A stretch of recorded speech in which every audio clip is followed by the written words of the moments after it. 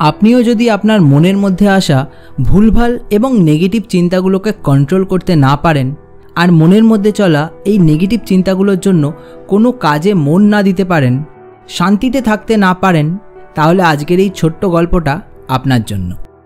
একবার এক ব্যক্তি তার মনের মধ্যে চলা ভুলভাল আর নেগেটিভ চিন্তার কারণে খুব অস্থির ছিল। সে সেই সমস্যা সমাধানের জন্য এক বৌদ্ধ সন্ন্যাসীর কাছে যায় এবং সেখানে গিয়ে তাকে বলে, গুরুদেব, আমার মনের মধ্যে সবসময় কিছু না কিছু নেগেটিভ চিন্তা ঘুরতেই থাকে। আমি যতই সেই চিন্তাগুলোকে মন থেকে দূর করার চেষ্টা করি না কেন, সেই চিন্তাগুলো আমার মন থেকে কিছুতেই দূর হতে চায় না। আর এই জন্য আমি আমার কাজে মন দিতে পারি না, সবসময় খিটখিটে হয়ে থাকি আর আমার প্রচণ্ড নিজেকে হোপলেস মনে হয়। আপনি যদি এর কোনো সমাধান আমাকে দেন, আপনি যদি এটা বলেন যে কিভাবে আমি আমার মনকে শান্ত করতে পারবো, তাহলে আমি খুবই উপকৃত হব। বৌদ্ধ সন্ন্যাসী সেই ব্যক্তির সব কথা শুনে তাকে একটা পুকুরের ধারে নিয়ে গেলেন, যে পুকুরে সেই সময় গ্রামের মানুষেরা তাদের গরু মোষকে স্নান করাচ্ছিল এবং কিছু মানুষ সেখানে নিজের কাপড় জামাও ধুচ্ছিল। এইসব কারণের জন্য সেই পুকুরের জল তখন খুবই ঘোলা হয়ে গেছিল।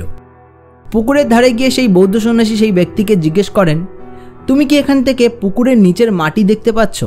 ব্যক্তিটি উত্তর দেয়, না গুরুদেব, আমি এখান থেকে কিছুই পরিষ্কার দেখতে পাচ্ছি না, কারণ পুকুরের জল এখন খুবই ঘোলা হয়ে আছে। বৌদ্ধ সন্ন্যাসী সেই ব্যক্তিকে জিজ্ঞেস করেন, তুমি সাঁতার জানো তো? ব্যক্তিটি উত্তর দেয়, হ্যাঁ গুরুদেব, আমি সাঁতার জানি। গুরুদেব বলেন, তুমি এক কাজ করো, তুমি পুকুরে নেমে জলের নিচের মাটি দেখার চেষ্টা করো, দেখো দেখতে পাও কিনা। ব্যক্তিটি গুরুদেবের কথা শুনে পুকুরে কিছুটা নেমে ভালো করে দেখার চেষ্টা করে, কিন্তু সে পুকুরের নিচের মাটি দেখতে পায় না। সে যত পুকুরের মধ্যে সাঁতার কেটে এদিক ওদিক যায়, পুকুরের জল তত বেশি ঘোলা হয়ে যায়। তারপর সে পুকুরে ডুব দিয়ে জলের তলায় গিয়ে দেখার চেষ্টা করে, কিন্তু জল তখন এতটাই ঘোলা ছিল যে জলে ডুব দিয়েও সে পুকুরের তলার মাটি দেখতে পায় না।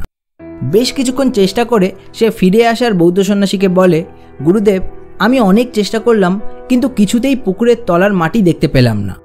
বৌদ্ধ সন্ন্যাসী সেই ব্যক্তিকে বলেন, ঠিক আছে, তুমি এক কাজ করো, তুমি আমার সঙ্গে এখানে পুকুরের পাড়ে কিছুক্ষণ বসে থাকো। ব্যক্তিটি গুরুদেবের কথা মতো তাই করল। সে তার সঙ্গে পুকুরের পাড়ে বসে থাকলো। কিছুক্ষণ পরে আস্তে আস্তে সেখান থেকে সব গ্রামবাসীরা নিজেদের কাজ সেরে যে যার নিজের বাড়ি ফিরে গেল। ধীরে ধীরে যত সময় এগোতে থাকলো, ঘোলা জলের মধ্যে থাকা মাটি, কাদা, বালি সব জলের তলায় থিতিয়ে যেতে লাগলো এবং পুকুরের ওপরের জল আস্তে আস্তে পরিষ্কার হয়ে যেতে লাগলো। কিছুক্ষণ পরে বৌদ্ধ সন্ন্যাসী আবার সেই ব্যক্তিকে জিজ্ঞেস করলেন, আচ্ছা, এবার ভালো করে দেখো তো, তুমি পুকুরের নিচের মাটি দেখতে পাচ্ছ কিনা? ব্যক্তিটি ভালো করে দেখে বলল, হ্যাঁ গুরুদেব, এখন আমি পুকুরের তলার মাটি এখান থেকেই পরিষ্কার দেখতে পাচ্ছি। এই কথা শুনে বৌদ্ধ সন্ন্যাসী বললেন, এই পুকুরের মতোই আমাদের মন। তুমি যেমন একটু আগে এখানে প্রচুর চেষ্টা করেও নিচের মাটি দেখতে পাচ্ছিলে না, উল্টে তোমার জোর করে করা চেষ্টা পুকুরের জলকে আরও বেশি ঘোলা করে দিচ্ছিল, তেমনি তোমার মনে যখন নেগেটিভ চিন্তা আসতে থাকবে, তখন তুমি যদি প্রাণপণ চেষ্টা করো সেই চিন্তাগুলোকে দূর করার, চিন্তাগুলো দূর তো হবেই না, উল্টে সেগুলো তোমার মনকে আরও বেশি অস্থির করে তুলবে। আমরা আমাদের জীবনে এই ভুলটাই করে থাকি। আমরা আমাদের মনে আসা নেগেটিভ চিন্তাগুলোর সঙ্গে যুদ্ধ করে সেগুলোকে দূর করার চেষ্টা করি। কিন্তু থটস বা চিন্তা এমনই জিনিস, যেগুলো নিয়ে আমরা যত বেশি ভাববো, সেগুলো তত বেশি আমাদের মনে আসতে থাকবে। তাহলে এটা ওভারকাম করার উপায় কি? এটা ওভারকাম করার উপায় খুব একটা সহজ না হলেও খুব একটা কঠিনও নয়। আমরা যেরকম এই পুকুরের জলকে শান্ত হওয়ার সময় দিলাম, ঠিক সেরকমই আমাদের মনের মধ্যে যখন নেগেটিভ থিঙ্কিং আসবে, সেগুলোকে নিজের মতো বয়ে যেতে দিতে হবে। সেগুলোকে জোর করে আটকানোর চেষ্টা করা যাবে না। চিন্তা একা একাই আসবে, একা একাই চলে যাবে। আর যখন আমরা সেই চিন্তার স্রোতকে জোর করে আটকানোর চেষ্টা করব না, ধীরে ধীরে সেই চিন্তার স্রোত নিজের শক্তি হারাতে শুরু করবে এবং একসময় গিয়ে আমাদের মন এই পুকুরের জলের মতোই শান্ত হয়ে যাবে। আমাদের শুধু একটু ধৈর্য ধরে অপেক্ষা করতে হবে। মনের মধ্যে আসা চিন্তার সাথে যুদ্ধ করে কখনোই জেতা সম্ভব না।